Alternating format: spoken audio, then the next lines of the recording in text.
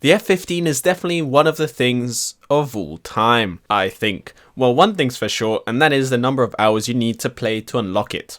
But looks like I do finally have the plane. Not many missiles to use, but oh well. So I come across this F20, and I mean, being an F20, I think we all know what's about to happen. I'm going to fire off an AIM-9L, he won't flare it, and all will be good.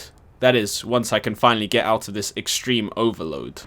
Okay, wow, not the best of starts, but not to worry because I decided to change my strategy and go for AI targets first. This time I'm being extra careful and going in between this valley kind of thing so I can notch any radar missile. Right, okay, this time I will actually be doing a lot better. And no, it's not because of that guy who randomly crashed, although that does bring me good luck. It's actually because I went ahead and told myself that I'll be getting 14 kills.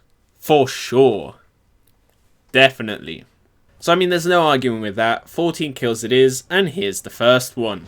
Okay, I don't want to foreshadow too much, but this time I managed to not die to a radar missile, so instead let's enjoy this beautiful lock as I send off my AIM-7M. I mean, it's looking pretty decent so far, and of course, I am making sure to stay aware of my surroundings. Okay, well, I mean, we just have to wait for that to hopefully hit. Ah, looks like some radar missiles. Well, I mean, I did say that I wasn't going to die. I finally managed to unlock Napalm, which is just splendid, and this right here looks like an F14 that isn't paying attention, and we all know what that is equal to. A free kill, of course. My AIM-7 shouldn't have an issue, and I do get the kill. Now I just have to turn away. So as I was saying, it's nice to have Napalm now since I get 9 whole bombs, which is enough to get as many bases as I want. All I have to do is be careful, and I'll usually get at least a couple bases, which will net me some nice RP. There's a missile way over there, but at least there isn't one coming from me. It's actually very convenient how I spontaneously researched new boosters.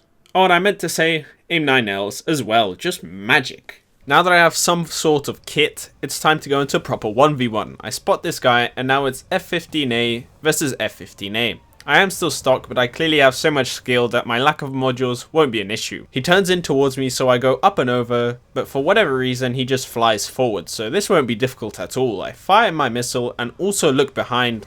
Alright guys, there was this airfield on the map, and it was white, okay? So from my excessive skill in Air Arcade at a BR 4.0, I thought I could land here and refuel. Look, I don't want to hear it in the comments. I was really hoping that this was going to be a cool moment, but it wasn't.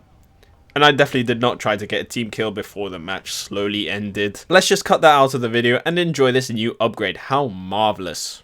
Oh, and by the way guys, I am racing Mumbo Jumbo to 10k subscribers, so make sure to subscribe because please. And with this new loadout, I can finally find myself in a position where I can somewhat make use of what this plane has to offer. Now with this massive mountain thing, I almost lost lock, but the missile grabs the wheel and I hold no responsibility for whatever it decides to do. Although on second thought, I would like that kill for my already rapidly declining KD. It's time to get some bases because I need RP desperately if I want to unlock the AIM-9Ms. Something special happens in this match, and with a single blink, you may have missed it there.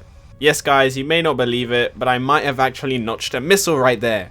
Now that I'm safe from any stray radar missiles, I pull up a little bit because this F16 right here is a paid actor I hired, so I can finally get some more kills.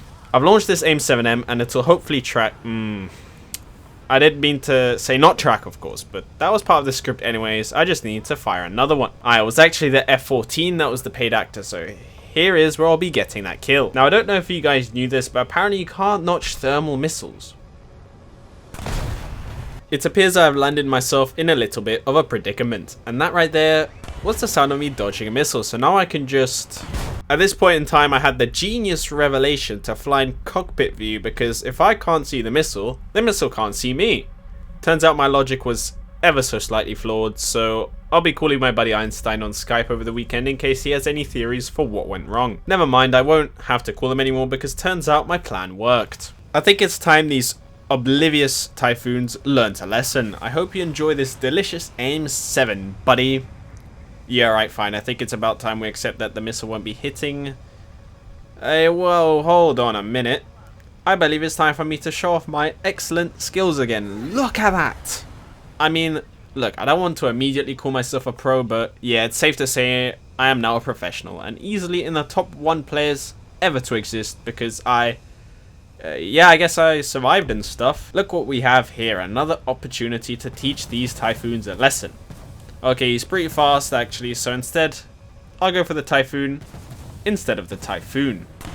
Instead of worrying about that kill right there, let's just take a moment to appreciate how cool this looks. Green lighting and everything. Wow, this is straight out of Battlefield 3 and the swords. Okay, and after many hours of playing the F15, you best believe I'll be getting this kill right here.